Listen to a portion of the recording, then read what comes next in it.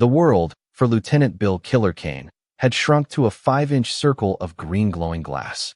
He was hunched in the belly of the destroyer USS Hickox, a steel box somewhere west of Saipan, adrift in the sweltering, pre-dawn blackness of June 19, 1944. It was a place outside of time, a purgatory of stale coffee, recycled air thick with the smell of hot vacuum tubes, and the ceaseless, hypnotic hum of the ship's generators. Kane was a radar officer. His job wasn't to fight the war, but to see it coming. For 3 days, his screen had been a canvas of ghosts' fleeting signals, atmospheric clutter, phantom echoes that made your heart jump for a second before fading into nothing. It was the electronic equivalent of staring into a fog, waiting for the shape of a monster to emerge. He and his team were the tip of the spear. Not a glorious, charging spear, but a nervous, twitching antenna, pushed out 50 miles ahead of the real power Admiral Marc Mitscher's Task Force 58. 15 aircraft carriers, 7 battleships, nearly 100 destroyers and cruisers. It was the single most powerful naval force ever assembled in the history of human conflict, a city of steel and fury tasked with protecting the American invasion of the Marianas Islands. But out here, on the picket line, they were just bait.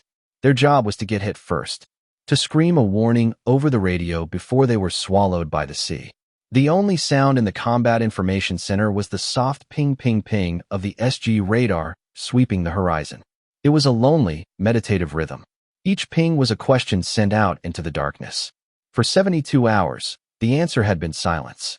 Kane traced the glowing sweep line with his eyes, his mind numb with fatigue. Ping nothing.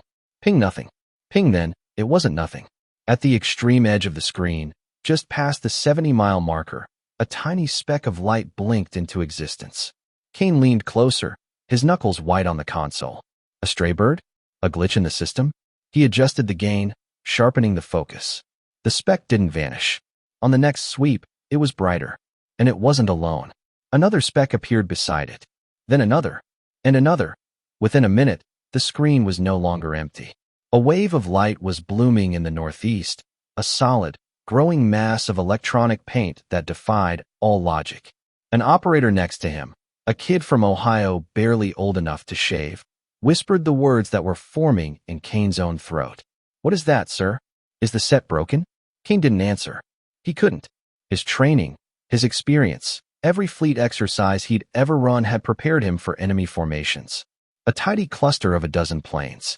A compact wedge of maybe 20. You could identify them, count them, classify them. This wasn't a formation. It was a stain, a tidal wave. It was as if someone had taken a bucket of enemy aircraft and just hurled it at the map. He toggled the IFF, the identification friend or foe system. The contacts remained stubbornly, terrifyingly hostile. He did the math in his head, his blood turning to ice. 60 planes? 70. More? It was impossible. No Navy on Earth could project that kind of power in a single stroke. It wasn't a raid, it was an entire air force. He grabbed the microphone, his voice tight and unfamiliar. "Flag. CIC, this is Hickox radar. We have a contact, bearing 350, range 72 miles. Angels multiple weight 1. He paused, trying to make sense of the beautiful, horrifying bloom on his screen. The official report, the one that would be filed and stamped and buried in an archive, would call it Raid 1.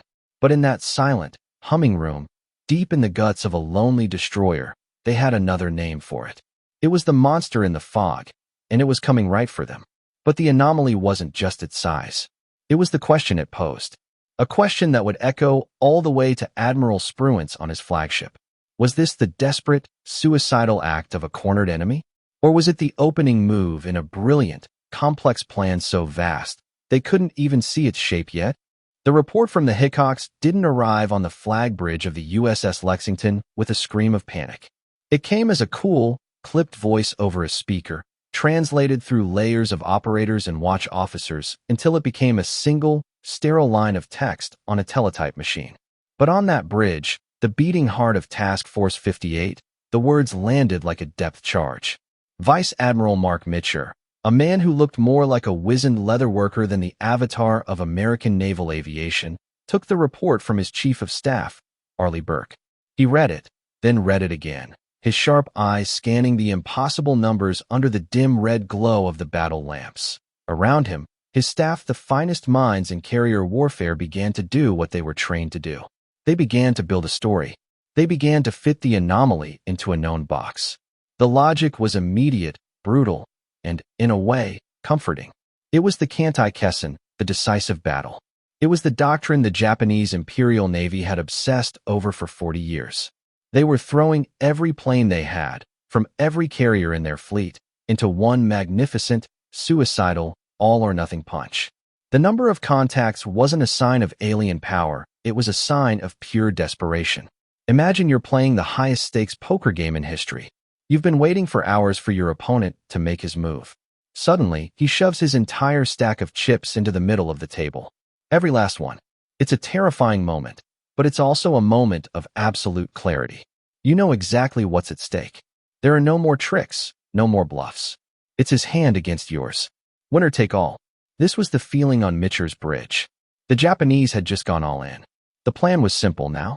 Weather the blow, and then kill them. Messages flashed between Mitscher on the Lexington and the overall fleet commander, Admiral Spruance, miles away on the cruiser Indianapolis.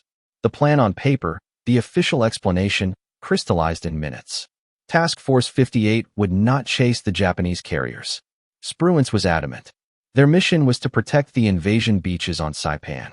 They would hold their position, form a wall of steel and anti-aircraft fire, and let the enemy come to them. They would turn their F-6F Hellcat fighters into a buzzsaw and fly them directly into the teeth of this incoming wave. It was a clean, logical, defensive strategy. A perfect answer to the question the enemy had seemingly asked.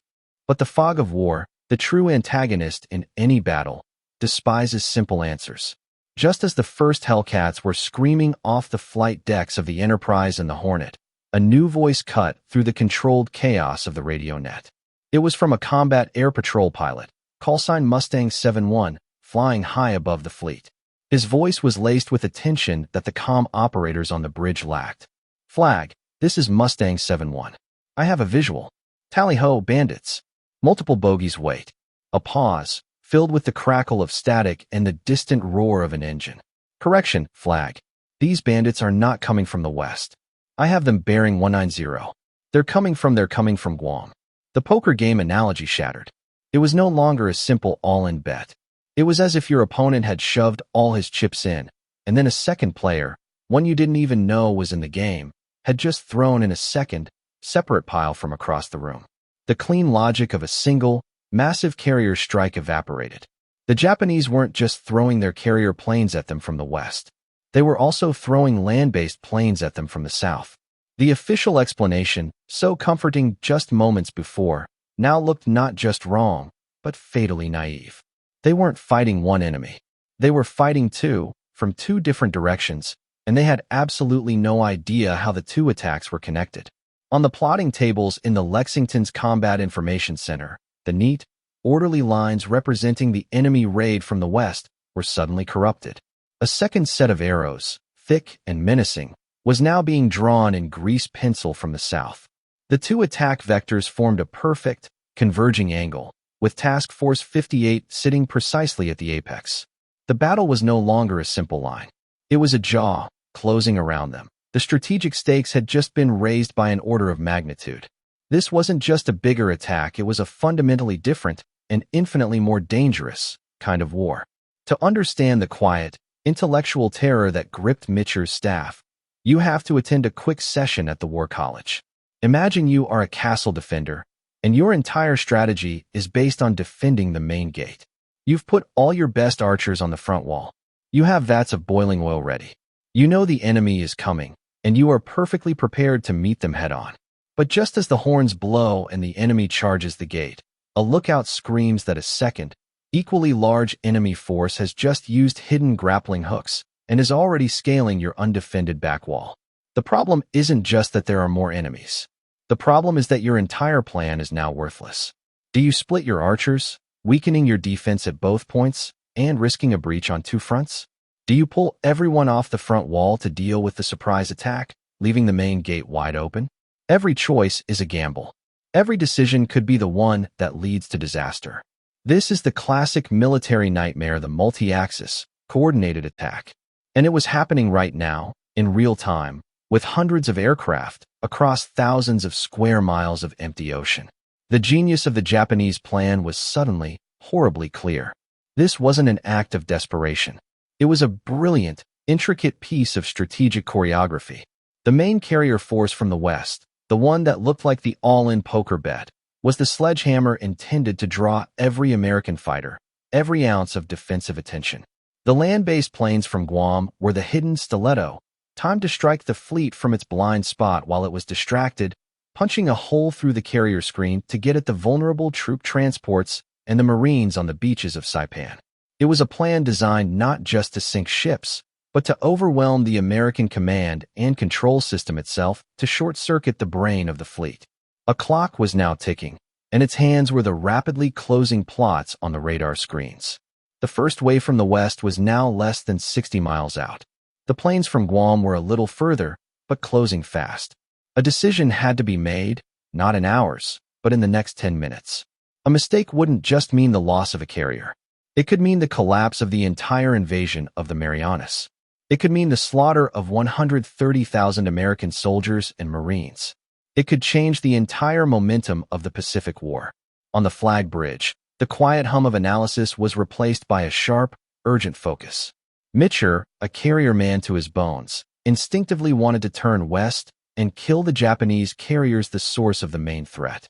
But Admiral Spruance's orders were law protect the beachhead. That meant the threat from Guam, the one aimed at the invasion fleet, had to be dealt with. They were caught between doctrine and duty, trapped by the geometry of the battlefield. Then, through the speakers, a new order crackled out from Mitscher's command, an order born of this impossible dilemma. It wasn't a command to attack. It wasn't a command to retreat. It was a command directed at the fighter directors, the radar men, the disembodied voices spread across the CICs of 15 carriers. The mission was no longer simply to intercept the enemy. The new, unsanctioned mission was to orchestrate a defense so fluid, so complex, and so perfectly timed that it could fight a two-front war in the sky. They were about to attempt the impossible, to conduct a symphony in the middle of a hurricane. Deep in the heart of the USS Lexington, in a room sealed off from the tropical heat and the light of day, men like Lieutenant Joe Eggert, the fighter directors, stood before a towering sheet of plexiglass. They weren't pilots. They weren't captains. They were a new breed of naval officer whose weapon was a radio wave and whose battlefield was a grid map. On the far side of the plexiglass, sailors with grease pencils mirrored their every move. Their writing backwards so it could be read, frantically updating the positions of hostile and friendly aircraft.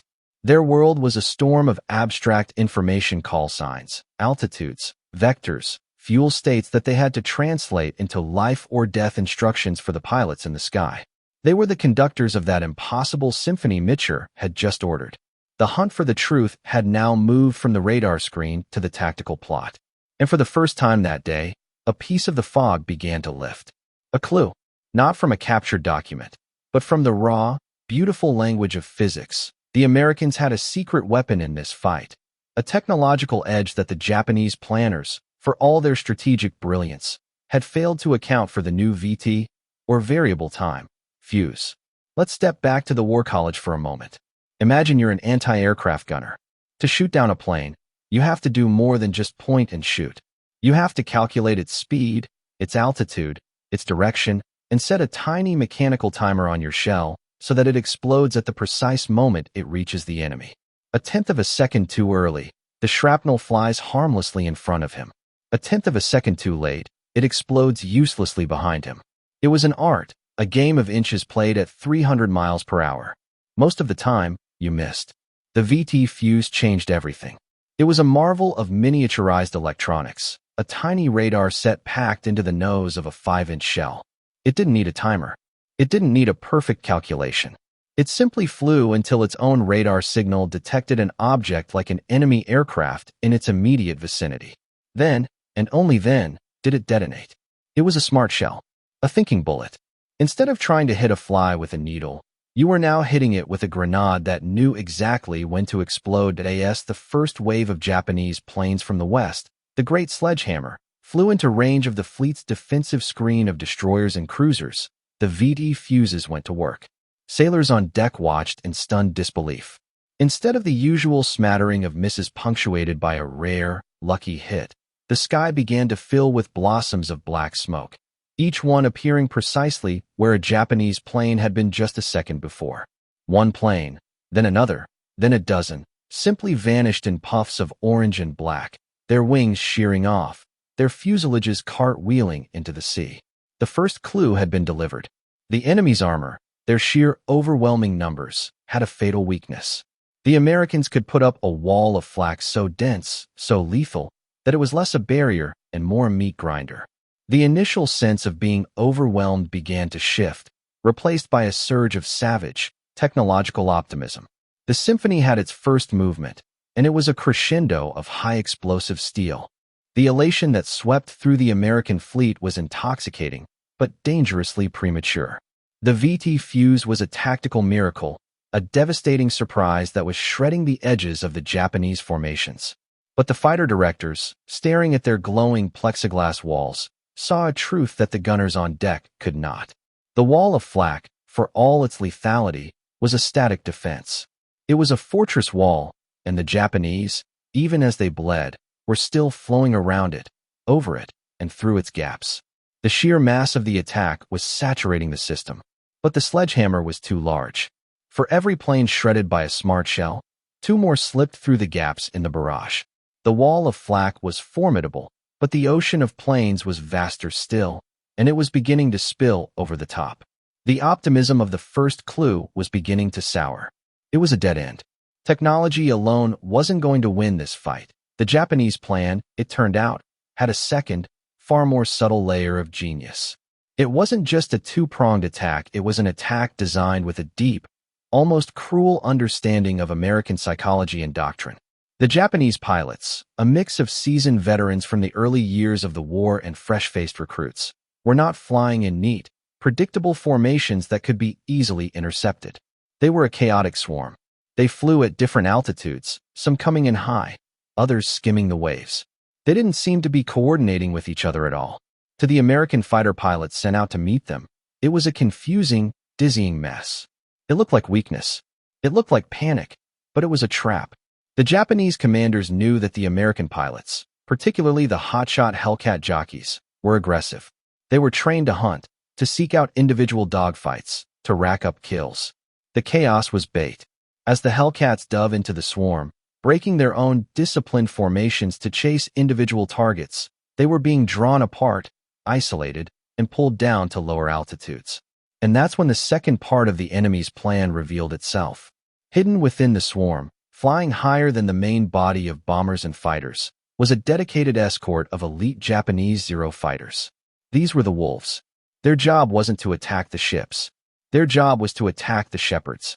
As the American Hellcats descended into the chaotic fray below, these high-cover Zeros would peel off and dive down on them from above, from out of the glare of the sun, with a massive advantage in speed and position. The hunter had become the hunted. On the plotting boards, the neat blue icons representing American fighter squadrons began to fragment. Radio channels, once disciplined and clear, devolved into a cacophony of individual shouts, warnings, and cries for help. 0 on my 6. I'm hit. I'm hit. Where is he? I can't see him. The simple theory that a superior plane and a better pilot would always win was collapsing against the brutal reality of a cunning, multi-layered enemy strategy. The Japanese weren't just throwing planes at them, they were attacking the very system of command and control that the fighter directors represented. They were turning America's strength, the individual skill and aggression of its pilots, into a fatal weakness. The investigation had hit a wall. The initial clue was a false dawn, and the task force was now fighting for its life in the darkness. Just as the tactical situation in the sky was degrading into a knife fight in a phone booth, the breakthrough came. It didn't come from a pilot or an admiral. It came from the quietest, most overlooked part of the entire naval task force, the radio intelligence units. Tucked away in shielded compartments on the flagships were teams of linguists and cryptographers, young men wearing bulky headphones. Their job not to transmit, but to listen. For days, They had been listening to the meaningless chatter, the coded signals, the atmospheric hiss of the ether. They were hunting for ghosts in the static, searching for a single whisper of intelligible sound that could betray the enemy's intent.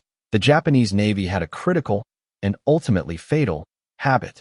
Their pilots, often flying over vast, featureless expanses of ocean, relied heavily on navigational beacons broadcast from their home carriers. These were simple, low-frequency radio signals, like an invisible lighthouse, that a pilot's radio compass could lock onto, guiding him home.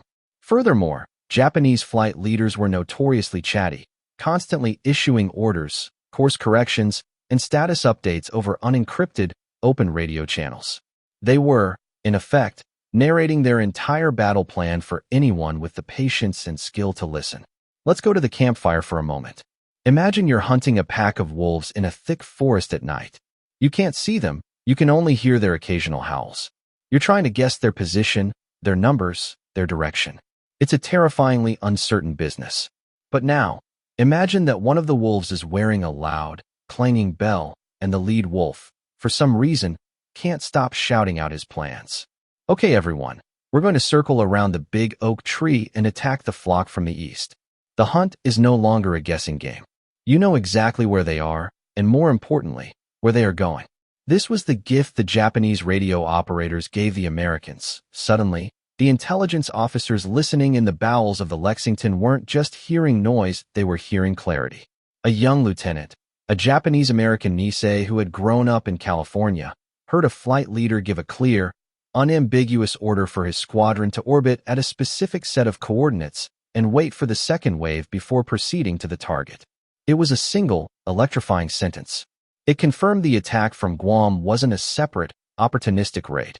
It was a timed, integral part of the main carrier assault. It was all one grand, terrifying machine. But the real breakthrough, the piece of information that changed the entire geometry of the battle, was the discovery of the navigational beacons. Using high-frequency direction-finding equipment, the radio intelligence units could get a bearing on those signals. When one ship got a bearing, it was just a line on a map.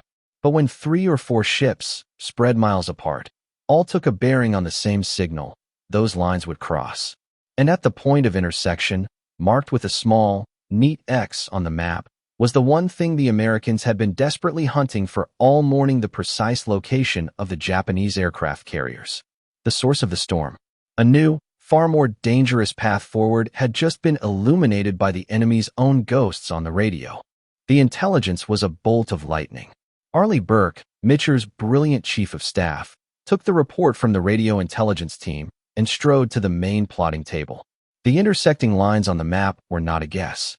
They were not an estimate from a submarine scout or a long-range patrol plane. They were a product of pure mathematics, a whisper of electrons translated into a hard, physical location. The Japanese fleet, under the command of Admiral Ozawa, was approximately 300 miles to the west-southwest. They were there. Right now. A new energy surged through the flag bridge. The frustration and chaos of the defensive battle suddenly seemed secondary. Here was the prize. Here was the Kantai-Kessen they had been waiting for, delivered on a silver platter by the enemy's own hubris. The instinct, the naval DNA of every officer on that bridge, screamed one word: attack. Launch everything. Go for the throat. Sink the carriers. End the war. Mitscher turned to his staff, his face a mask of grim determination. The order was given to begin preparing the strike. On the flight decks of the Hornet, the Yorktown, the Wasp, the call went out. Pilots, man your planes. 1,000 men ran across the steel decks. Ordnance crews wheeled bombs and torpedoes from the magazines. Engines coughed to life, roaring in a crescendo of blue smoke and raw power. This was the moment they had trained for, the culmination of 2.5 years of brutal, island-hopping warfare. They had found the enemy's heart, and they were about to cut it out. But as the plan solidified, as the first planes were being marshaled on the catapults, a new and deeply uncomfortable truth began to settle over the command staff. It was a problem not of tactics, but of arithmetic. 300 miles. The Japanese carriers were at the absolute extreme range of their own aircraft, but they were also at the extreme range of the American planes. A strike launched now would be a one-way mission for many of the pilots. They would have enough fuel to get to the target, drop their bombs, and then nothing. They would be forced to ditch in the vast, empty Pacific at dusk, with little hope of rescue. Furthermore, and more damningly, Admiral Spruance's overriding order had not been rescinded. Protect the invasion fleet. Launching a massive strike to the west would mean stripping Task Force 58 of the majority of its fighters, leaving the carriers and the beachhead on Saipan vulnerable to a potential third or fourth wave of attacks from Ozawa's fleet or from other land bases. The new truth, the one revealed by the brilliant intelligence breakthrough, was a poisoned chalice. It presented them with the opportunity to win the war, but only if they were willing to risk losing the entire battle. It was a direct, head-on collision between the aggressive carrier-killer doctrine preached by men like Mitscher and the cold, methodical, objective-first strategy of his boss, Raymond Spruance. The perfect military solution was a strategic impossibility. The message traffic between the Lexington and the Indianapolis crackled with a tension that was thicker than any radio static. Mitscher, the aggressive carrier admiral, made his case with controlled urgency. He was a man straining at a leash. He argued that the ongoing air battle, the Great Marianas Turkey Shoot as one pilot had gleefully called it, was a symptom. Ozawa's carriers were the disease. The only way to guarantee the safety of the invasion fleet was to eliminate the source of the attacks. It was a sound, logical, and deeply felt argument. To let the Japanese fleet escape now, with its location known, felt like a dereliction of duty, a strategic crime. He was, in essence, asking for permission to gamble, to trade the certainty of defending Saipan for the possibility of ending the naval war in a single afternoon. Miles away, on the bridge of his cruiser, Admiral Raymond Spruance was a man carved from a different stone. He was not an aviator. He was a battleship admiral, a product of an older, more deliberate school of naval warfare. He was methodical, intellectual, and famously immune to passion. His nickname in the fleet was Electric Brain, and it wasn't always a compliment. He listened to Mitscher's pleas, looked at the same maps, understood the same tactical desire to strike. And his answer, when it came, was unequivocal. It was 2 letters NO, negative. Spruance's logic was a block of ice. His orders from Admiral Nimitz, the supreme commander of the Pacific Fleet, were crystal clear. His primary mission was not to sink the Japanese fleet. His primary mission was the successful invasion and capture of Saipan. The destruction of Ozawa's carriers was a secondary objective, a bonus. To risk the primary mission, to uncover the invasion force for even a few hours in pursuit of that bonus, was, in his view, an unacceptable risk. He was haunted by the memory of Pearl Harbor, by the specter of a Japanese end run, a feint designed to draw the American carriers away, while another force snuck in to attack the vulnerable transports. The enemy was brilliant. They had already proven that today. Who was to say this wasn't another, even more elaborate trap? The system pushed back. It wasn't a shouting match. The U.S. Navy didn't work that way. It was a cold, hard, and final order. Mission objective comes first. Continue to defend the fleet. Do not proceed west. The request to launch the strike was denied. For Mitscher and his staff, it was a moment of profound, almost physical frustration. The pilots, geared up and sweating in their cockpits, were told to stand down. The engines that had been roaring with purpose were shut down, their propellers winding down with a sad, metallic sigh. The bombs and torpedoes were disarmed and sent back down to the magazines. The most powerful naval air force in the world, with the enemy's heart precisely located on their maps, was ordered to do nothing. They were being told to sit and wait, to continue swatting at the flies while the hornet's nest itself remained untouched. The conflict was no longer with the Japanese. It was internal, a battle between 2 fundamentally different philosophies of war, embodied by 2 powerful men. And for now, the cautious, cerebral battleship admiral had won. This was the lowest point. The afternoon of June 19th bled into a long, agonizing evening. On the flight decks, the adrenaline of the morning had curdled into a bitter, simmering resentment. Pilots sat on the wings of their silent Hellcats, smoking, staring west into the setting sun where they knew, with absolute certainty, the enemy was sailing away unmolested. They had won a staggering tactical victory. The sky had been cleared of Japanese planes in what was undeniably the most lopsided aerial battle of the war. They had shot down nearly 300 enemy aircraft while suffering minimal losses. They had done their job flawlessly, and yet it felt like a catastrophic failure. The Turkey Shoot, for all its glory, had been a defensive action. They had merely repelled the assault. The Japanese carriers, the prize, the entire point of the battle, were escaping. Every passing hour put them another 20 miles further away, steaming back toward the Philippines or Okinawa, back to safety where they could rearm, refit, and fight another day. For the aviators, this was an unforgivable sin. They had been given the chance to end the war at sea, and the system in the form of one man, Admiral Spruance, had held them back. The official reports from the day would praise the incredible performance of the American pilots and the technological superiority of their equipment. But the diaries and personal letters from the men on those ships tell a different story. They tell of a profound sense of a missed opportunity, a feeling of being betrayed not by the enemy, but by their own high command. Mitscher himself was reportedly so furious he barely spoke a word for hours, confining himself to his small sea cabin, a storm of frustration raging behind a calm facade. Miles away on the Indianapolis, Admiral Spruance looked at the same empty map, alone with a decision rooted in a threat he could only feel, not see, the silent, crushing weight of protecting 130,000 lives on the beaches below. The sun finally dipped below the horizon, plunging the fleet into a tense, watchful darkness. The disaster they had tried to prevent, the escape of the Japanese fleet, was now irrevocably in motion. The weight of that failure was crushing. It was the injustice of a perfect plan, a perfect opportunity, squandered by a logic they could not comprehend. They had won the battle of the sky, but in the deeper, strategic battle of wills, they had lost. As darkness fell, a terrible question hung over the entire task force. Had Spruance's caution just prolonged the war by months, or even years? Had the price of protecting Saipan today been paid for with the lives of thousands of men who would now have to die in the battles of tomorrow? The lowest point wasn't a moment of combat, but a moment of silent, agonizing inaction. The catastrophe, as Spruance had feared it, never materialized. There was no Japanese end run. There was no secret second fleet waiting in the wings to attack the transports. The intelligence, the whispers from the radio waves, had been the unvarnished truth. Ozawa had thrown everything he had in a single, magnificent, and ultimately disastrous gamble. And now he was running for his life.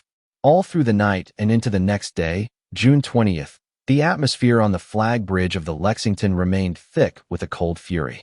Finally, late in the morning, Spruance relented.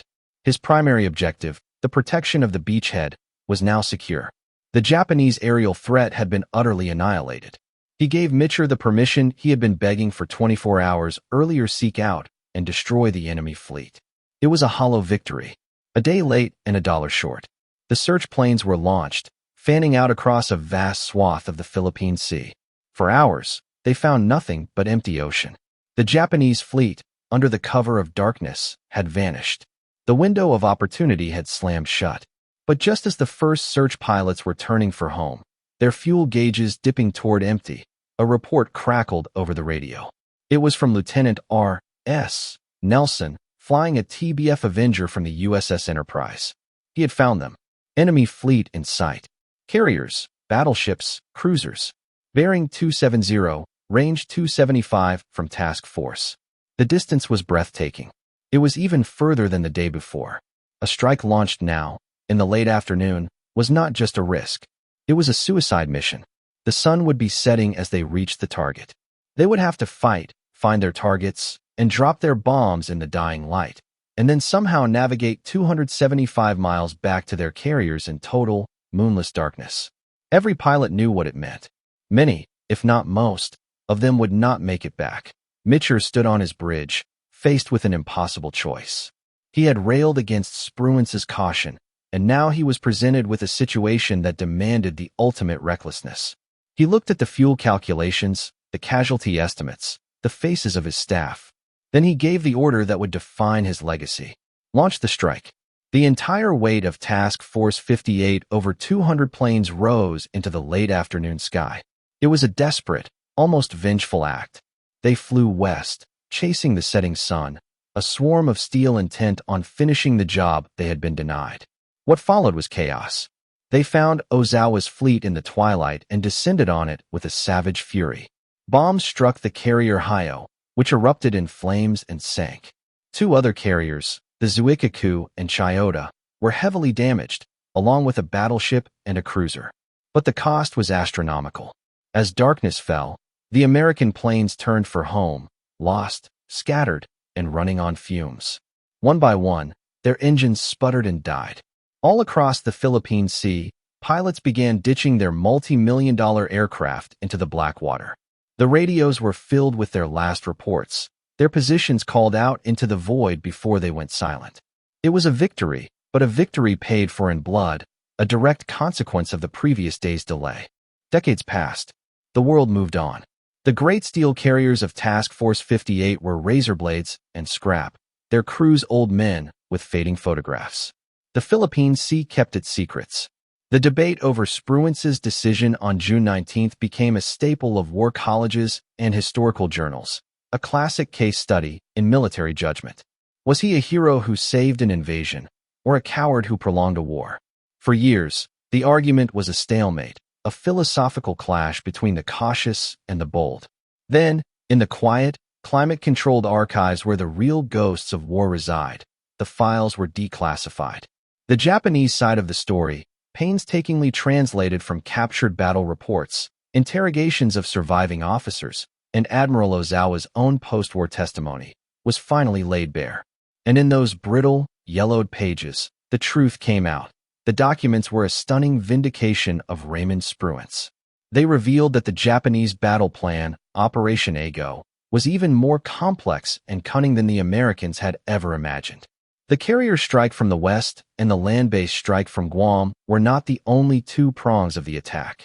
Ozawa was holding a third force in reserve, a powerful surface fleet of battleships and heavy cruisers, including the super battleship Yamato, was lurking just over the horizon. This was the end run Spruance had feared. It was the hidden ace up Ozawa's sleeve. The plan was elegant in its cruelty. The air attacks were designed to do one thing: lure Mitscher's carriers to the west, away from Saipan. Had Mitscher been given permission to launch his strike on the afternoon of June 19th, he would have flown his planes directly into the teeth of Ozawa's main force, while at the same time, Ozawa's powerful surface fleet would have changed course, circled around the American carriers in the night, and fallen upon the lightly defended amphibious ships and the helpless Marines on the beachhead. It would have been a slaughter. The invasion would have been shattered. It would have been a disaster on the scale of Pearl Harbor. Spruance, the electric brain, had not been cautious. He had been right. He hadn't been playing checkers, he'd been playing three-dimensional chess against an opponent whose hidden pieces he could only sense, not see. The men who cursed his name in their cockpits on June 19th had been saved from a trap of unimaginable lethality by the very decision that had infuriated them. And so, we arrive at the final, beautiful, and terrible clarity. The Great Marianas Turkey Shoot was never just one battle. It was two battles, fought simultaneously.